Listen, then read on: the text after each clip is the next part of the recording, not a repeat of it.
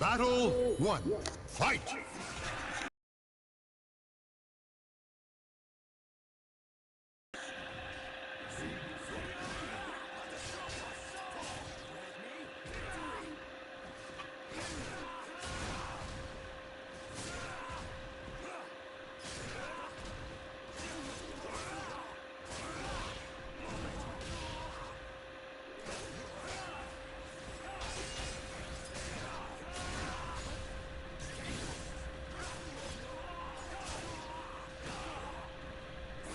KO!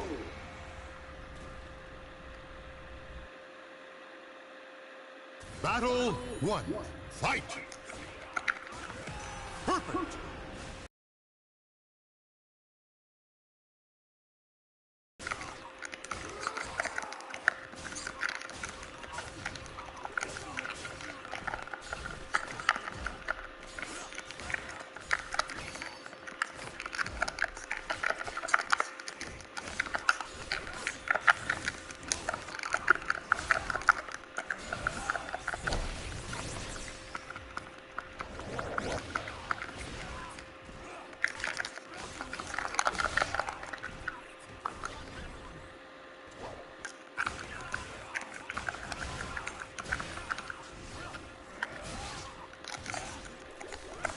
KO!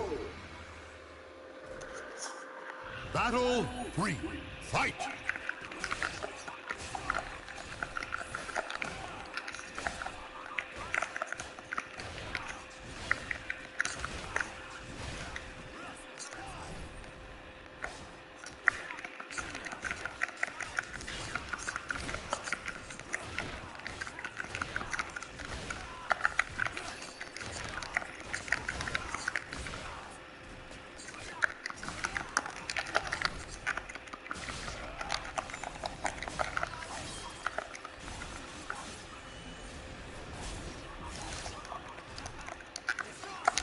KO!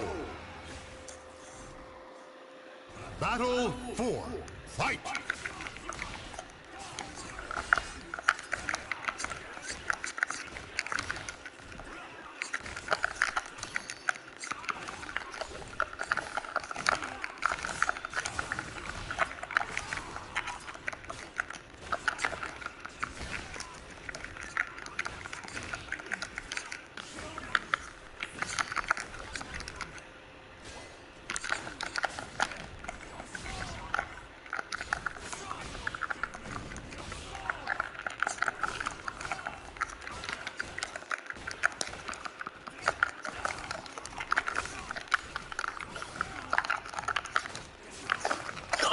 KO!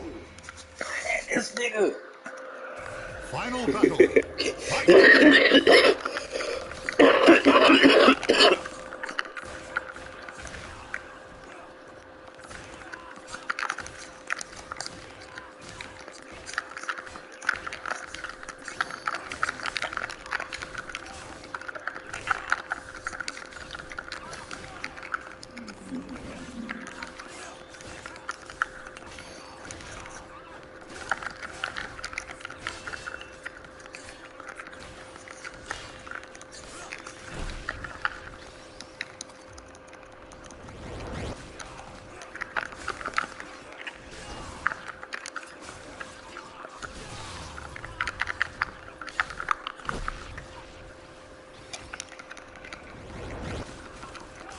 KO! Come on. The soul of a warrior now lays here to rest.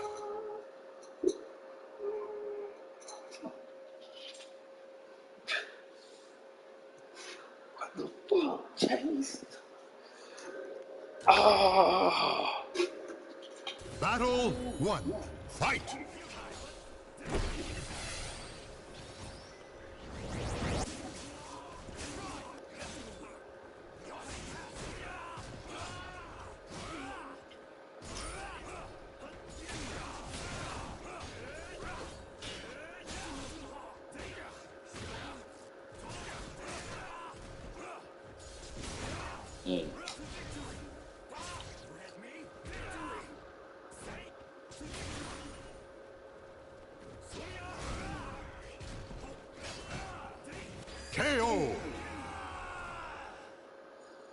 Battle 2. Fight!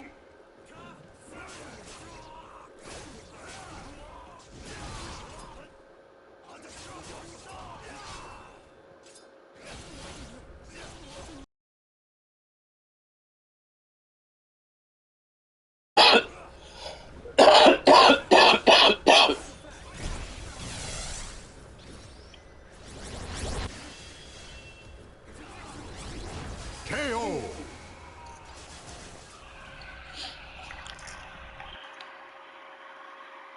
Battle 1. Fight!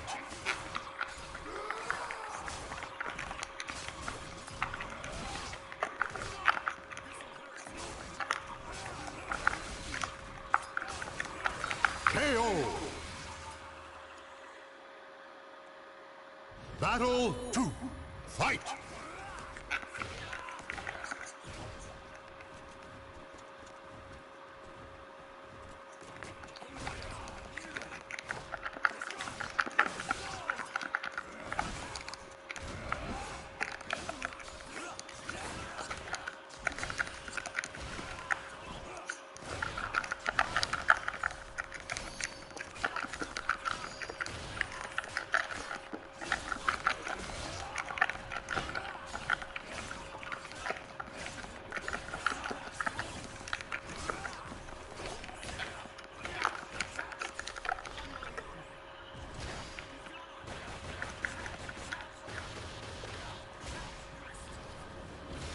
KO!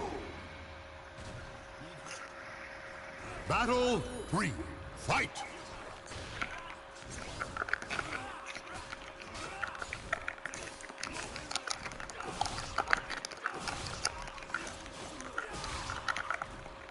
Mad or not?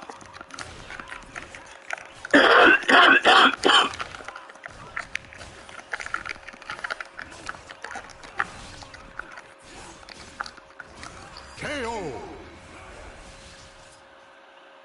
Final battle. Fight!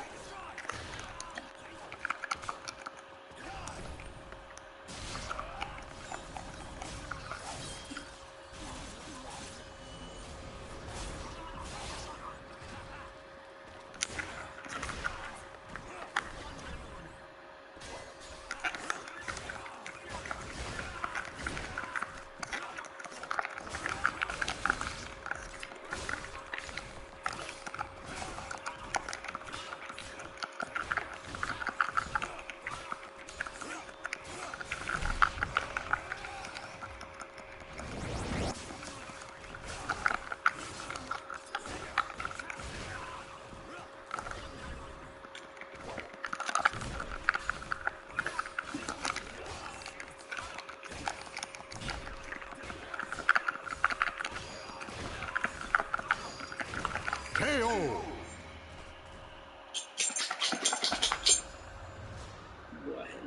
Working on Chapus.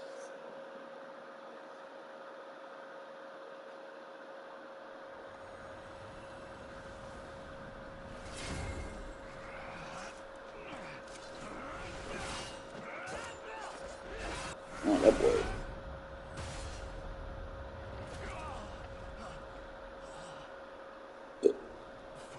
Yeah, you ain't got to worry about you knocking that out no more, buddy. I ain't saying you can get as wild as you want, but yeah, we got rid of that old thing because it was sizzling and popping and all kind of craziness in it. I was prepared to die, but instead have incurred a great debt. My journey is not over. I must investigate the astral fissure said to still be open. I will find some way to use my power, other than just for eliminating my enemies, as you did. No doubt our paths will cross again. When that time comes, do not hesitate to let me know if I can help. So long. It has been a great pleasure.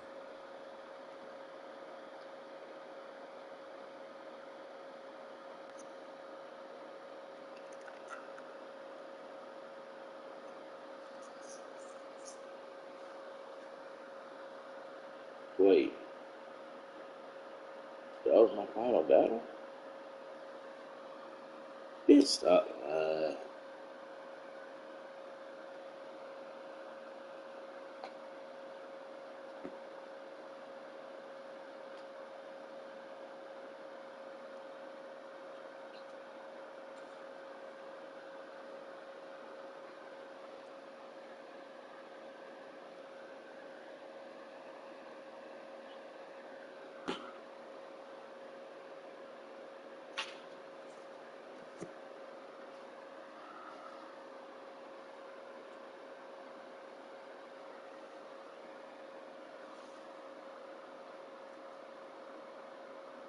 Yo, every. Dragon Ball characters' favorite food. Goku, Vegeta, and Gohan will eat anything. Goten's favorite food is Pocky and strawberry daifuku. Trunks loves yakiniku, and Future Trunks loves convenience store bento. Piccolo loves water, particularly the thawed ice water in the north area. Chi-Chi loves Chinese chimaki. Kuninen's favorite food is Chinese buffet. Yamcha's favorite food is heart-baked soba, and Roshi loves home-delivered pizza. Yajirobe loves roast wild hog. Mr. Satan loves high-class steak, and Videl loves okonomiyaki and Caesar salad, and finally Bulma loves strawberry. Dragon Ball characters' favorite food. Goku, Vegeta, and Gohan will eat anything. Goten's favorite food is Pocky and strawberry daifuku. Trunks loves yakiniku, and Future Trunks loves convenience store. If you stare at someone's lips during a conversation, they may think you are interested in them. However, if you look at their forehead, they will feel intimidated and insecure. 2. If you need someone to believe a lie, tell an embarrassing detail about yourself. This will make you appear honest. 3. If you aim to get away with something, enter or exit a place with confidence as you own it. Don't hesitate or look around. More often than not, no one will question in you. This approach can help you to get with quite a bit. 4. If you have two choices, flip a coin. However, the real trick is recognized. While the coin is in the air, you often realize which outcome you truly desire and trust your gut, regardless of the coin's result. 5. When you make an error or something is taking longer than expected, instead of apologizing, say thank you for your patience. This shifts focus from... If you stare at someone's lips during a conversation, Yeah, call me RJ and loaded a video, man.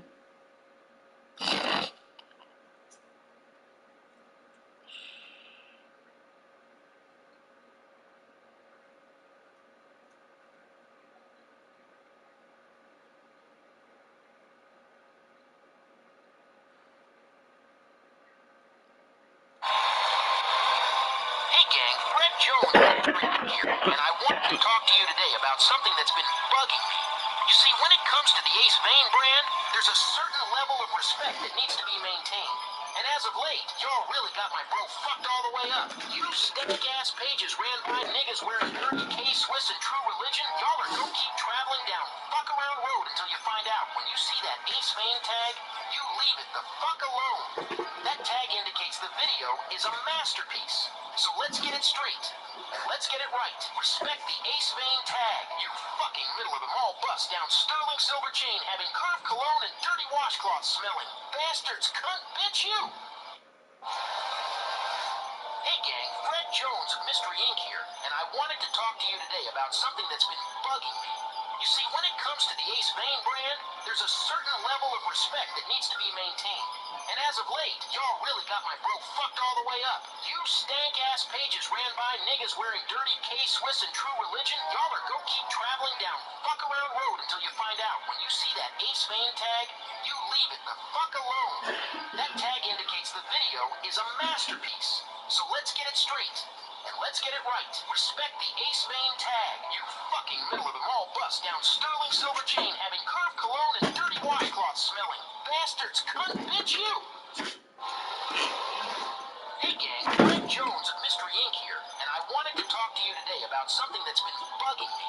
You see, when it comes to the Ace Vane brand, there's a certain... Blackballed from Hollywood for 2 years because of his faith and because he refused to do kissing/sex scenes on film. Well, this month he released the movie taking on the role of the devil, showing the world how strong he is and how to combat him. Check these clips out. I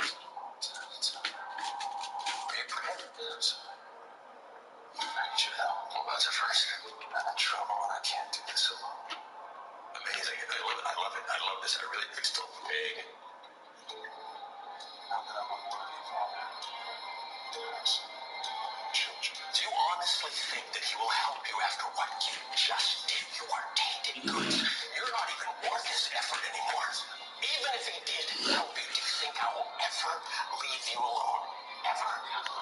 There is nothing that I won't do to you.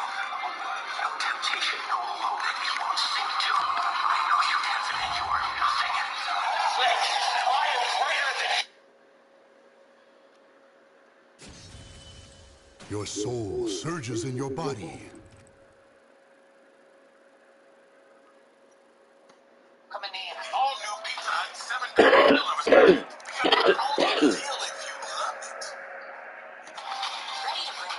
went into the real world, Shopify is ready for that too.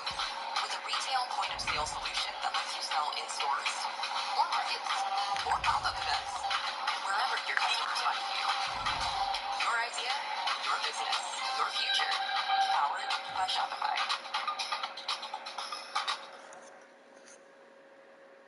So, it's Groundhog Day. Here we are again. Beerus is still the strongest. So many people refuse to accept the blatant pretext given to us throughout the continuity of the Dragon Ball Super manga. It is mind-boggling. Lots of complaints about this, of course, about Beerus being stronger than Black Frieza, who we know just destroyed Goku at his very strongest so far in the entire continuity with TUI, Ultra Instinct, but not just Goku. Vegeta in a 2-on-1 with his new transformation Ultra Ego. So guys, obviously since the end of the Granola arc, it's been what, 14, 15 months now, possibly longer. We got the end of the Granola arc where Black Frieza shows up at the end of the arc. He's been training for 10 years in a hyperbolic time chamber, and essentially he is far stronger than Goku and Vegeta. He's able to basically body them both in one blow at the same time.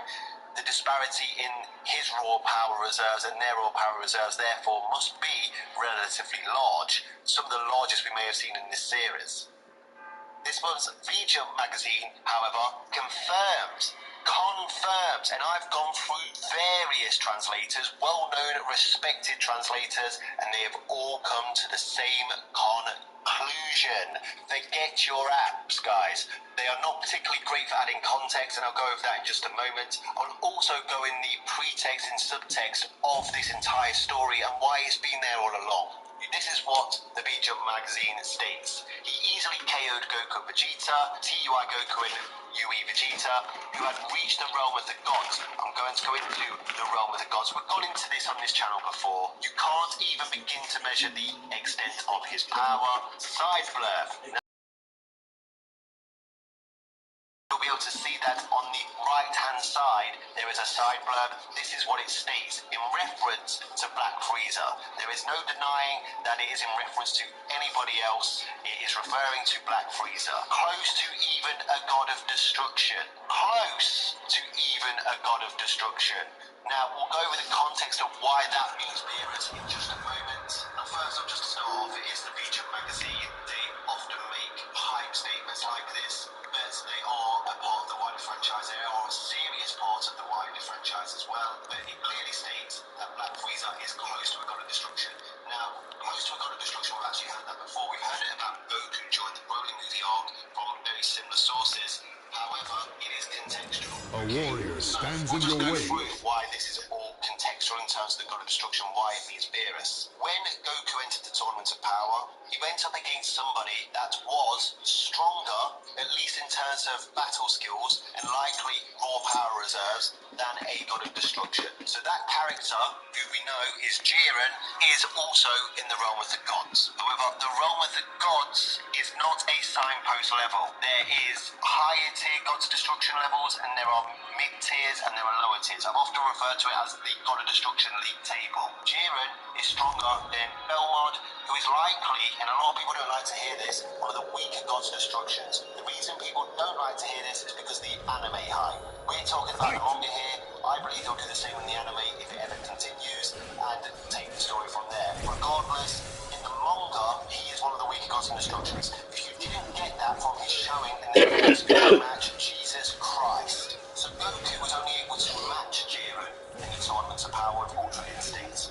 We know that Jiren, mid-battle, was, through sheer determination, actually getting stronger and faster whilst fighting Goku to be able to counter Goku's Ultra Instinct and mastery of self-movement. Now, if you wanted to argue that Jiren might have had to be slightly stronger than Goku to do that, I actually don't have that many complaints about that argument. But it wasn't by much, as we learn later in the superhero movie. But Jiren, at that point, was his absolute max power. He was even going beyond it. But he's one of the lower tier Gods of Destructions in the God of Destruction tier realm. So when Goku first attained Ultra Instinct, he was also in the realm of the Gods of Destructions. However, Goku, up until the end of the Moro arc, could not access Ultra Instinct at will, so he was unable to retain that power. So he would have fell out of the God of Destruction realm of Power. In between the Tournaments of Power and the time he actually reaccessed, you could even argue Ultra Instinct's time may have got him to that level. In the Broly movie, he wasn't able to access Ultra Instinct,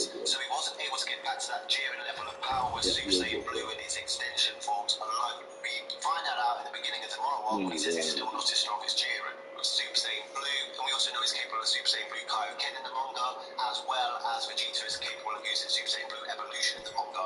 Prior to them meeting Moro, they are not as strong A as Jiren. mysterious So enemy it's highly emerges. unlikely they're as strong as Belmont, hence the statement in the Broly movie that says Goku is close to a God of Destruction. The context is just that God of Destruction realm of power. However, the context changes when we get to later arcs. After re-attaining Ultra Instinct against Moro, Goku is stronger here than he is in the Tournaments of Power. He can retain the form longer, he's stronger, he's adapting during battle, everything about it is stronger. The Toei website tells us it's stronger, Toyotaro tells us it's stronger, there's plenty of sources for it. Then we get even more statements later on, talking about how he's even stronger at the beginning of the Granola Saga than he was in the Moro arc. Both Goku and Vegeta are stronger than the Tournaments of Power Ultra Instinct that was able to contend with Jiren. Therefore, they are both in the God of Destruction realm of power. In that God of Destruction League table, they're just not at the top of it yet. So now that Black Frieza's close to a God of Destruction, what's the context there? Well, we know that Goku and Vegeta have gotten a lot stronger. They are in the realm of Gods of Destructions. Even the Jump magazine states that. It firmly puts them in that position. So if Frieza isn't as strong as a God of Destruction, and he's likely close based on that statement, so potentially even relative for all we know, just slightly weaker, he is going to be weaker than one of the stronger, higher tier Gods of Destructions. He's going to be higher up that league table than Goku and Vegeta, close to the top. That God of Destruction is likely Beerus. We know this is where the narrative is heading, with a showdown between Frieza and Beerus.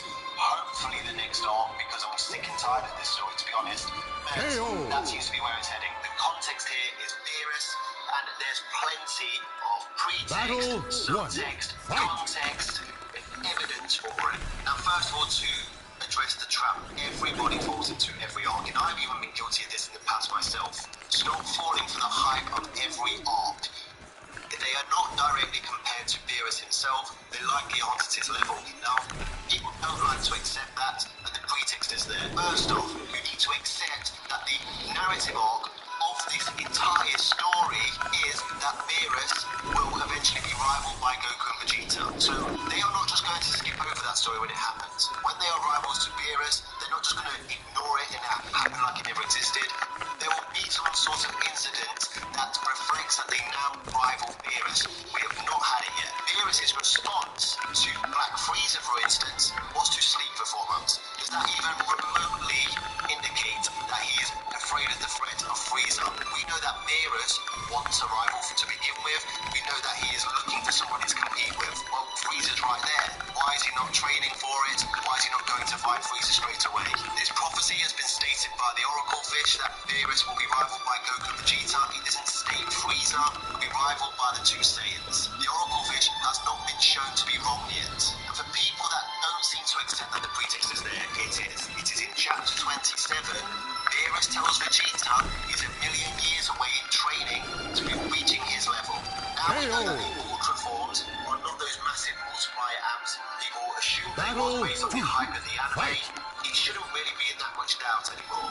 Now Beerus isn't just some random character making that comment. He's seen their growth from Battle of Gods up until the end of the Future Trunks arc, where they've made monumental increases in power. He knows what they're capable of in terms of increases in power, yet he still makes that statement. He even states Vegeta could be a God of Destruction candidate for another universe based on his power level. Therefore, he is telling you that all Gods of Destructions are not equal. There are plenty of other statements about Beerus' power, but that there should really be enough. And then if the text of it isn't enough, from the pen of Toyotaro, who obviously works very closely with Toriyama, we even get the Zen exhibition where Beerus is literally set upon by all 11 Gods of Destructions. Doesn't only come out of it, is still one of the two remaining Gods of Destructions at the end. For all we know, the only real rival he has is Gatella. Goku has seen his full power at that point, so when he makes references to Beerus' power later on in the series, in different arcs, you know what I mean, then why should he not be taken seriously? seriously. They're not telling their audience a very simple story here. People just don't like to admit it because they want to protect their favourite characters. Regardless, the pretext is there. If you accept that pretext, you'll understand the subtext of new material that comes out. And once evaluating it, even in one of the most recent arcs that feature Goku and Vegeta heavily, Beerus demonstrates his power against Vegeta. Even though he's Super Saiyan Blue Evolution at the time, he uses a small part of his power. He literally states this. This is what leads Vegeta to go on to try and achieve Ultra Ego so he can surpass Goku's Ultra Instincts. The character arcs are all there. It was a small part of Beerus' power. Beerus literally defeats Super Saiyan Blue Evolution Vegeta at that time with a tiny speck of destruction. Vegeta, after being defeated by Granola, after he fared better against a stronger version of Granola that defeated Ultra Instinct Goku, states that he couldn't reach the level of power that Beerus has. His reference point was that small part of power that Beerus demonstrated earlier in the arc. The pretext, the subtext, the context is right there. People need to start accepting that the power creep of these characters like Goku, Vegeta, especially in the manga, are much smaller than what people thought they were, and it isn't just your raw power reserves that matters in Dragon Ball Super anymore. It's moved on. For example, the Gods of Destructions likely have not just a huge raw power reserve, but they also have techniques that allow them to amp their power in battle. But there's a third component, and that is your control over that level of power and the refinery of your technique, so it affects the overall outcome. However, I'm going to go through that in a different video because I think it's often overlooked that times have changed simply. Ultimately, the story for Beerus has been there all along, and there's plenty more examples that I could put in this video, but I think there's more than enough. Essentially, basically, consider Beerus the one piece of Dragon Ball Super. He is the inciting incident in the Battle of Gods arc, and he will be the climax. He is not a moving goalpost. His position just simply wasn't set. We just know that he is millions of years of training above Goku and Vegeta as of the start of the Tournament of Power. Have they made up that millions of years of training in a few arcs? Possibly with transformations, they've got a lot closer than what Beerus would have assumed. But still, that's an amazing gap to actually fill in a very short space of time. People need to drop their egos, stop using power scaling or power state scaling theologies to dictate how Toyotaro and Toriyama are writing this story. They are not using some Westerners' power scaling theology to drive their story creation. Beerus' goalpost was just simply never firmly set numerically or measurably. That's all. Until next time, Adash. When my son Brian died in a drunk driving accident, I put out a video about it and tried to stop young people from drinking and driving. And because of TikTok, it can reach millions of people around the world. If you save one person, that's one more person that can change the world too, right?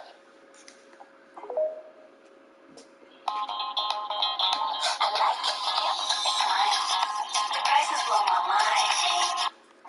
I ain't hiding it no more. Baby, I'm a cougar. I love me the young ones, okay? I can't stay away from them, bro. I'm touching 30 in 2 weeks. And something about the young ones gonna do it for me every time. Auntie love you, baby. Since when y'all men I got so soft? A broke man to me is a man who ain't got no drive, no ambition, no motion, sleeping on the next bitch couch, playing video games at 5 o'clock in the afternoon, looking for the next girl today so he can have a place to stay. No car, asking to use a car. That's a broke man to me. Damn. Y'all men so sensitive. I ain't say nothing degrading. No man who wake up every day to get him some money. I don't care if you play football, if you do construction, work at Burger King. It don't matter what you do as long as you getting some money.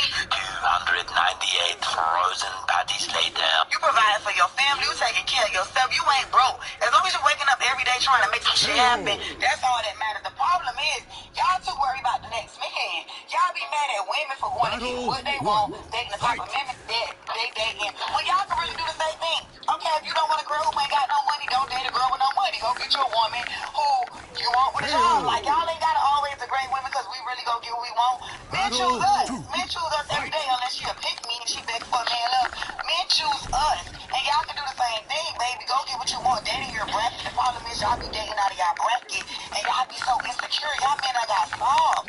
Y'all done got soft. Y'all gotta get some go get some more money. Cause y'all be hating on the next. Look, man, if you're a guy out there, bro, and someone calls you broke,